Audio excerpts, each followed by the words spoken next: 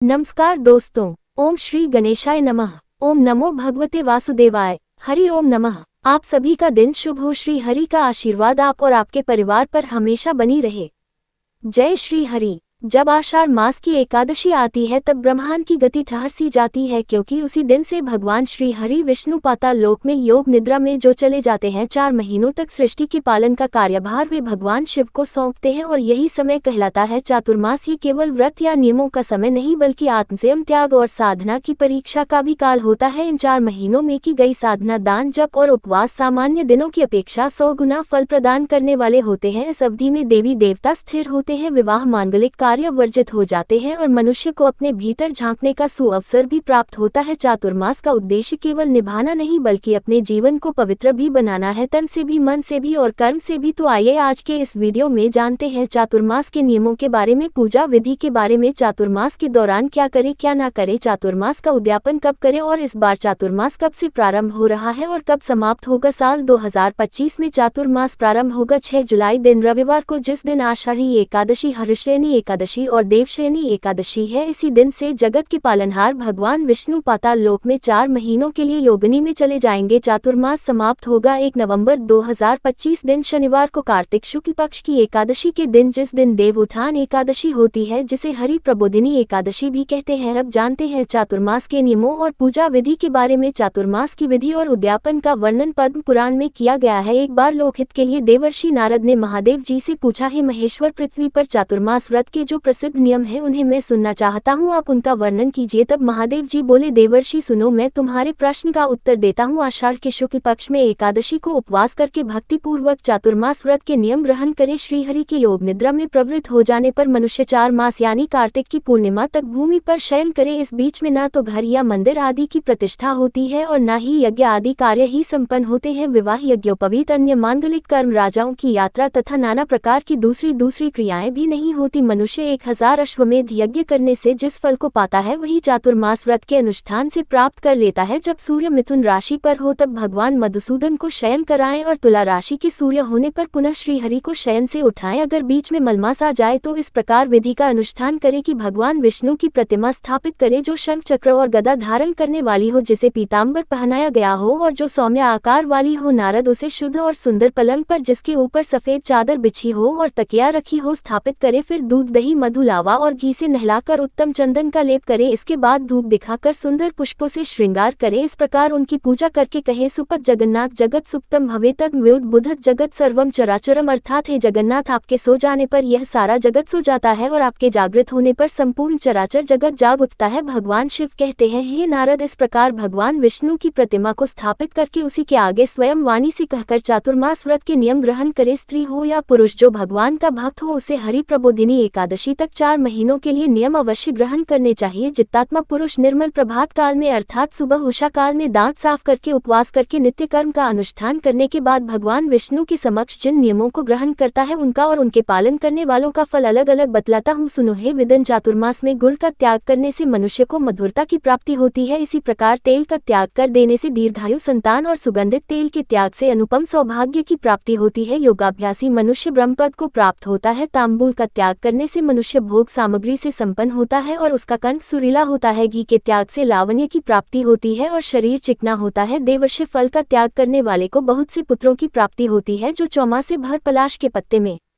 भोजन करता है वह रूपवान और भोग सामग्री से संपन्न होता है। दूध, दही छोड़ने वाले मनुष्य को गोलोक मिलता है। जो मौन व्रत धारण करता है उसकी आज्ञा भंग नहीं होती। जो स्थाली पाक अर्थात बटलोई में भोजन बनाकर खाने का त्याग करता है वह इंद्र का सिंहासन प्राप्त करता है। नारद, इस प्रकार के त्याग से धर्म की सिद्धि होती है। इसके साथ नमो नारायण का जप करने से 100 गुने फल की प्राप्ति होती है। चौमासे का व्रत करने वाला पुरुष पोखरे में स्नान करने मात्र से गंगा स्नान का फल पा लेता है। जो सदा पृथ्वी पर भोजन करता है वह पृथ्वी का स्वामी होता है। श्री विष्णु की चरण वंदना करने से गोदान का फल मिलता है। उनके चरण कमलों का स्पर्श करने से मनुष्य कृतकृत हो जाता है। प्रतिदिन एक समय भोजन करने वाला पुरुष अग्निष्टम यज्ञ का फलभागी होता है। जो श्री विष्णु की 108 बार परिक्रमा करता है वह दिव्य विमान पर बैठकर यात्रा करता है। विद्वान पंचगव्य खाने वाले मनुष्य को चांद्रायन का फल मिलता है। जो प्रतिदिन भगवान विष्णु के आगे शास्त्र विनोद के द्वारा लोगों को ज्ञान देता है वह व्यास स्वरूप विद्वान श्री विष्णु धाम को प्राप्त होता है। तुलसी दल से भगवान की पूजा करके मनुष्य मनुष्य बैकुंठ धाम में जाता है। गर्म जल का त्याग कर देने से पुष्कर तीर्थ में स्नान करने का फल मिलता है। जो पत्तों में भोजन करता है उसे कुरुक्षेत्र का फल मिलता है। जो प्रतिदिन पत्थर की शिला पर भोजन करता है उसे प्रयाग तीर्थ का पुण्य फल प्राप्त होता है। चौमासे में कांसे के बर्तनों का त्याग करके अन्य धातुओं के पात्रों का उपयोग करें। अन्य किसी प्रकार का पात्र या बर्तन न मिलने पर मिट्टी का ही बर्तन उत्तम है, या फिर स्वयं ही पलाश के पत्ते लाकर उनकी पत्तल बनाएं और उनसे भोजन पात्र का काम लें। जो पूरे 1 वर्ष तक प्रतिदिन अग्निहोत्र करता है और जो वन में रहकर केवल पत्तों में भोजन करता है, उन दोनों को एक समान फल मिलता है। पलाश के पत्तों में किया हुआ भोजन चंद्रायन के समान माना गया है। पलाश के पत्तों में एक बार का भोजन त्रिरात्र व्रत के समान पुण्यदायक और बड़े बड़े पातकों का नाश करने वाला बताया गया है। एकादशी के व्रत का जो पुण्य है वही पलाश के पत्ते में भोजन करने का भी बतलाया गया है। उससे मनुष्य सब प्रकार के दानों तथा समस्त तीर्थों का फल पा लेता है। कमल के पत्तों में भोजन करने से कभी नरक नहीं देखना पड़ता। ब्राह्मण उसमें भोजन करने से वैकुंठ में जाता है। ब्रह्मा जी का महान वृक्ष पलाश पापों का नाशक और संपूर्ण कामनाओं का दाता है। नारद, इसका बिचला पत्ता शूद्र जाति के लिए निषिद्ध है। यदि शूद्र पलाश के बिचले पत्र में भोजन करता है तो उसे 14 इंद्रों की आयु पर्यंत नरक में रहना पड़ता है। इसलिए वह बिचले पत्र को त्याग दे और शेष पत्रों में भोजन किया करे। ब्राह्मण जो शूद्र बिचले पत्र में भोजन करता है वह ब्राह्मण को कपिला गौ दान करने से ही शुद्ध होता है, वरना नहीं होता। यदि शूद्र अपने घर में कपिला गौ का दोहन करे तो वह 10,000 वर्षों तक विष्ठा का कीड़ा होता है। कीड़े की योनि से छूटने पर पशु योनि में जन्म लेता है। जो शूद्र कपिल जाति के बैल को गाड़ी में जोतकर हाँकता है वह उस बैल के शरीर में जितने रोए होते हैं उतने वर्षों तक कुंभिपाक नरक में पकाया जाता है। यदि शूद्र पानी लाने के लिए किसी ब्राह्मण को घर में भेजे तो वह जल मदिरा के तुल्य होता है और उसे पीने वाला नरक में जाता है। जो शूद्र बुलाने पर ब्राह्मणों के घर भोजन करता है उसके लिए वह अन्न अमृत के समान होता है और उसे खाकर वह मोक्ष प्राप्त करता है। जो शूद्र लोभवश दूसरे का, विशेषतर ब्राह्मणों का सोना या चांदी ले लेता है वह घोर नरक में जाता है। इसलिए शूद्र को चाहिए कि वह सदा ब्राह्मणों को दान दे और उनमें विशेष रूप से भक्ति भाव करे। विशेषतर चौमासे में जैसे भगवान विष्णु आराधनीय है वैसे ही ब्राह्मण भी होते हैं। नारद, ब्राह्मणों की विधि पूर्वक पूजा करनी चाहिए। भाद्रपद मास आने पर उनकी महापूजा होती है। चौमासे में भूमि पर शयन करने वाला मनुष्य विमान प्राप्त करता है।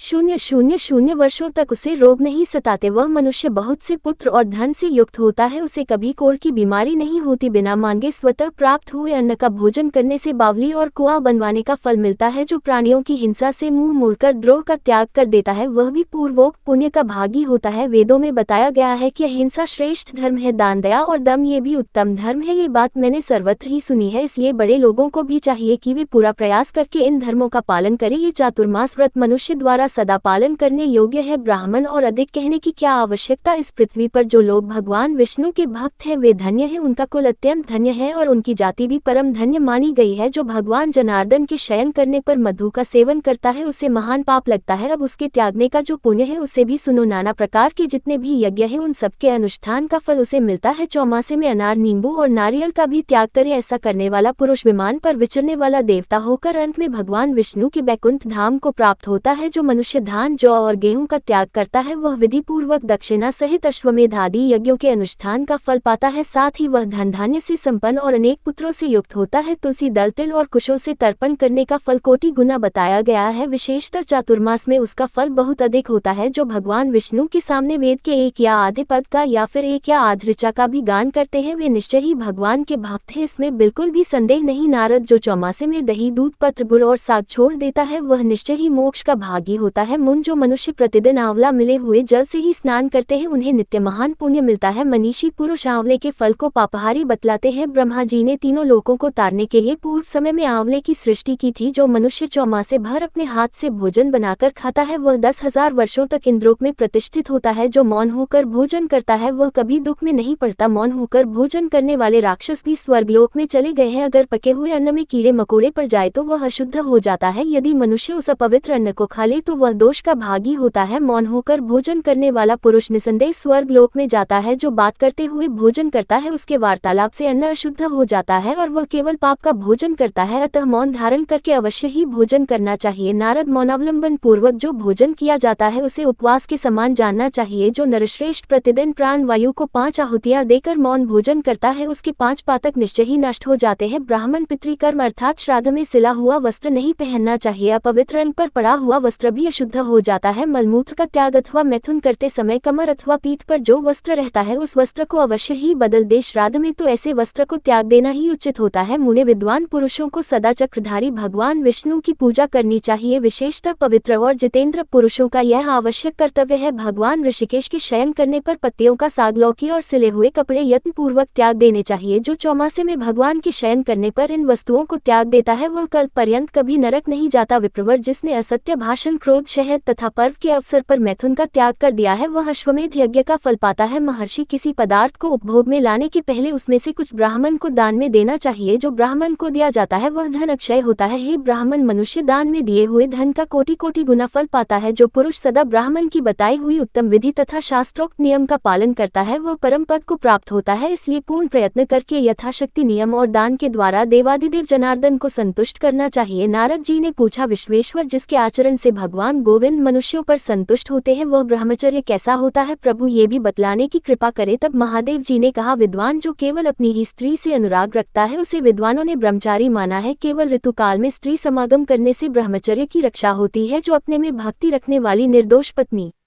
का त्याग करता है वह पापी मनुष्य लोक में भ्रूण हत्या को प्राप्त होता है। चौमासे में जो स्नान, दान, जप, होम, स्वाध्याय और देव पूजन किया जाता है वह सब अक्षय होता है। जो एक अथवा दोनों समय पुराण सुनता है वह सब पापों से मुक्त होकर भगवान विष्णु के धाम को जाता है। जो भगवान के शयन करने पर विशेषतः उनके नाम का कीर्तन और जप करता है उसे कोटि गुना फल मिलता है। जो ब्राह्मण भगवान विष्णु का भक्त है और प्रतिदिन उनका पूजन करता है वही सब में धर्मात्मा और वही सबसे पूज्य है, इसमें बिल्कुल भी संदेह नहीं। मुनि, इस पुण्यमय, पवित्र और पाप नाशक चातुर्मास व्रत को सुनने से मनुष्य को गंगा स्नान का फल मिलता है। देवर्षि नारद ने कहा, प्रभु चातुर्मास व्रत का उद्यापन भी बतलाए, क्योंकि उद्यापन करने पर निश्चय ही सब कुछ परिपूर्ण होता है। तब महादेव जी ने कहा, महाभाग, यदि व्रत करने वाला पुरुष व्रत करने के पश्चात उसका उद्यापन नहीं करता तो वह कर्मों के यथावत फल का भाग ही नहीं होता। मुनि श्रेष्ठ, उस समय विशेष रूप से स्वर्ण के साथ अन्न का दान देना चाहिए, क्योंकि अन्न के दान से वह विष्णु लोक में प्रतिष्ठित होता है। जो मनुष्य चमासे भर पलाश के पत्तल में भोजन करता है वह उद्यापन के समय घी के साथ भोजन का पदार्थ ब्राह्मण को दान करे। अगर उसने अयाचित व्रत यानी बिना मांगे अपने आप मिलने वाले अन्न का ही भोजन किया हो तो वह स्वर्ण युक्त वृषभ अर्थात बैल का दान करे। मुनिश्रेष्ठ, उड़द का त्याग करने वाला पुरुष बछड़े सहित गौ का दान करे। आंवले के फल से स्नान का नियम पालन करने वाले मनुष्य को एक माशा स्वर्ण का दान करना चाहिए। फलों के त्याग का नियम करने पर फल दान करे। धान्य के त्याग का नियम होने पर कोई सा भी अन्न अथवा गहनी के चावल का दान करे। भूमि शयन का नियम पालन करने पर रुई के गद्दे और तकिए सहित शया का दान करे। हे दिवशे, जिसने चौमासे में ब्रह्मचर्य का पालन किया है उसको चाहिए कि भक्ति पूर्वक ब्राह्मण दंपत्ति को भोजन दे, साथ ही उपयोग के अन्य सामान, दक्षिणा, साग और नमक दान करे। प्रतिदिन बिना तेल लगाए स्नान का नियम पालन करने वाला मनुष्य घी और सत्तू का दान करे। नख और केश रखने के नियम का पालन करने पर दर्पण दान करे। अगर जूते छोड़ दिए हो तो उद्यापन के समय जूतों का दान करे। जिसने चौमासे में दीपदान का संकल्प लिया हो वह उस दिन सोने का दीप प्रस्तुत करे और उसमें घी डालकर किसी विष्णु भक्त ब्राह्मण को देते समय यही उद्देश्य होना चाहिए कि मेरा व्रत पूर्ण हो जाए। पान न खाने का नियम लेने पर स्वर्ण सहित कपूर का दान करे। हे द्विश्रेष्ठ, इस प्रकार नियम के द्वारा समय समय पर जो कुछ परित्याग किया हो वह परलोक में सुख प्राप्ति की इच्छा से विशेष रूप से दान करे। पहले स्नानादि करके भगवान विष्णु के समक्ष उद्यापन करना चाहिए। शंख, चक्र और गदा धारण करने वाले भगवान विष्णु आदि अंश से रहित हैं, उनके आगे उद्यापन करने से व्रत परिपूर्ण होता है। जिसकी सामर्थ्य स्वर्ण या अन्य कीमती वस्तुओं का दान करने की ना हो वे केवल अन्न का दान भी करके उद्यापन कर सकते हैं। ये थी आज की वीडियो।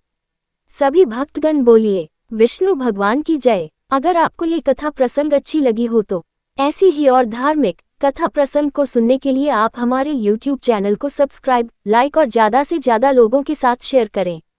अपने विचार हमें कमेंट बॉक्स में जरूर भेजें। धन्यवाद।